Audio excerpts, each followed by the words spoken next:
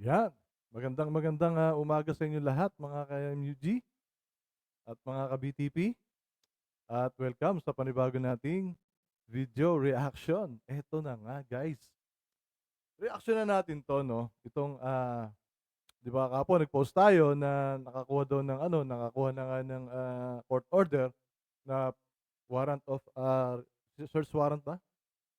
Itong PAOK para mabuksan itong 12 vault, 'no?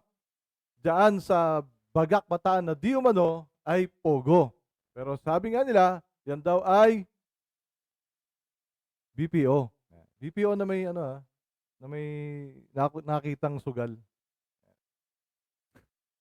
Alam niyo kasi itong mga alipores ng mga Garcia, well, hindi ko sila masisisi kasi sumasamba sila, di ba? Kaya nga lagi natin sinasabi, susuporta pero hindi sasamba, 'no? Kasi hindi mo na makikita yung mali, or nakikita mo yung mali.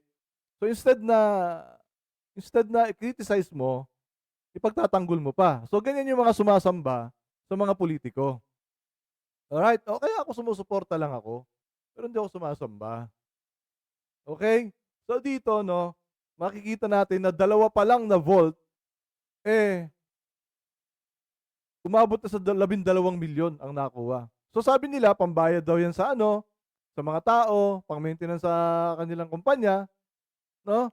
Eh bakit may ano, meron ding dollars, may mga iba't ibang mga currency din, 'di ba? So 'yan, sabi nila ano daw ang ebidensya diyan, ebidensya daw yun, pero ebidensya talaga 'yan kasi money laundering. O sasabihin ng mga alipores ng mga Garcia na human trafficking daw yung mga kung bakit ni-raid, 'di ba? Hindi nila naiisip na kasama dun yung money laundering. Kasi may sugal, 'di ba? Hindi papayagan yan ng korte na i-raid kung wala silang idea na yan ay may illegal.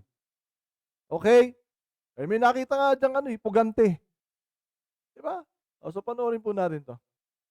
Cash, milyong-milyong pisong halaga. Yan ang natagpuan ang buksan ang mga vault na nakuha mula sa sinalakay na BPO company na Central One Bataan sa Bagak sa Bataan. Nakatutok si Salima Refran. Sa bisa ng utos ng korte, pinagubuksan ang 12 money vault sa sinalakay na BPO na Central One Bataan sa Bagak Bataan. Unang sinubukan ng code pero nabigo silang buksan. Kaya gumamit O na yan, ng malinaw ha, 12 volts mula sa sinalakay na BPO company, mga dokumentong nakuha, susuriin. Okay. Kita nyo, sabi ng mga ibang alipores na nagko-comment doon sa ating post, no? Mga alipores ng Garcia, na of course, pera naman yan. Kasi vault yan, eh. Pwede nga maglagay ng kung ano-ano dyan, eh. Alahas, dokumento, ayan, may dokumento. At susuriin niya mga dokumento na yan. Kung yan, pwedeng gamiting ebidensya. Ganyan talaga. Sasabihin niyo walang may isang pangkaso. Hanggang ngayon daw nag-iimbestiga. Of course. Kasi kapag tatanga-tanga ka sa batas, pag nagsampa ka ng kaso, wala. Sa prosecution pa lang bagsak na yan. Kaya kaya nagpatuloy ang pang-imbestigasyon ng PAOK kasi naghahanap pa sila ng mas matibay pang ebidensya. Pero for sure, meron silang ebidensya diyan. Kasi BPO may sugal. Yun pa lang, 'di ba? 'Di ba ang BPO sa call center 'yan? Tama ba? Nalilito na ako ngayon, kasi nag-apply din ako sa BPO noon, ng call center, sa BPO diyan sa ano, sa Freeport diyan sa ano, sa Olongapo. Oh, 'di ba? Ay, Olongapo ba? Pampanga pala, Pampanga. Oh, 'di ba call center? Ngayon nalilito na ako, kung ang BPO ba ay puwedeng lagyan ng sugal. Tuloy natin. ng hydraulic cutters at ibang equipment ng Bureau of Fire Protection para buksan ang mga ito. Bulto-bultong pera na nakaplastik pa ang nakita sa isang vault. May ibang currency pa. May Oh, mga ayan, dokumento rin ayan, na may mga dollars, 'di ba? Money laundering. Puwede sa money laundering 'yan kung mapapatunayan, 'di ba? O kaya sasabihin ng abogado ninyo, ng mga Garcia na 'yan po ay pampasahod, 'yan po ay pang-maintenance, patunayan niyo sa korte 'yan, 'di ba? Sa korte niyo sabihin 'yan. Hindi niyo kayang patunayan 'yan nandiyan lang sa mga media, tapos babanatan niyo pa pati mga media. O 'di ba kalokohan ng mga alipores ng mga Garcia? Oh, babanatan niyo pati media, puro daw ano, Gagi. Yun nga, pinapakita lang nila dito kung ano yung totoo. Huwag kayong bitter. Anong gusto niyo, panoorin yung pahiring ng mga Garcia?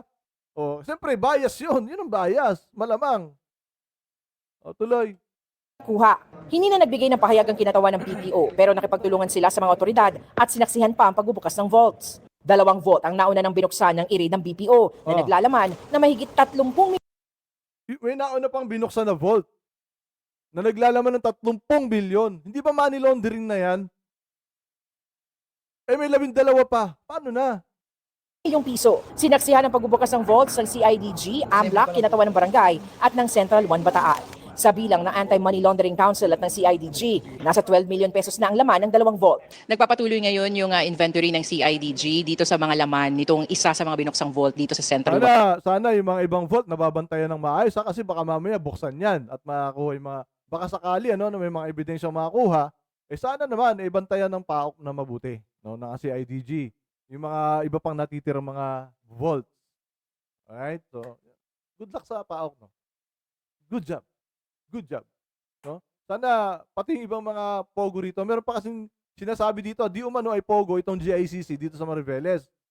So sana maimbestigahan din kasi na-raid nung nakaraan po, ni-raid na rin po 'yan itong GICC.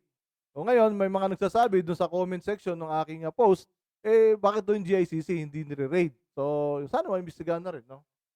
Baka nga na yun ay pogo din. Tuloy. Bataan. Bukod dun sa binibilang na pera ay nakakuha rin ng mga dokumento na susuriin ng mga otoridad. Sinaksihan ito ng mga kinatawan ng PAOK, CIDG, AMLAC, maging mga taga-barangay at mga taga-Central 1 Bataan. Ito po yung pera. Operations po ito. It's a big company employing 1,600 employees. So, this money used for operations. Again, we are here to cooperate with authorities. Para Okay, karapatan naman yan sabihin yan. Karapatan nyo naman itanggi yan, no? So, lahat naman tayo may karapatan. Alright? So, kung papasahod dyan, well, good. Patunayan nyo lang sa korte kung yan ay totoong sinasabi ninyo. GMA Integrated News, Salima Rafran, nakatutok, 24 So, yun oras. lang naman, guys. No? Malalaman natin yan eventually. No? At sana yung alam ko may pahiring to eh. May pahiring to, di ba? So, sa HOR, Home of Representative. So, sana matuloy yung hearing. Para naman, di ba, lumabas yung totoo sa harap ng taong bayan. Okay? So, well, kung walang illegal dyan, well, good. Di ba? Good for the Garcias. Good for the Alipores of Garcias. Kung walang illegal dyan. Pero, BPO, may sugal. Oh, come on. Don't ask.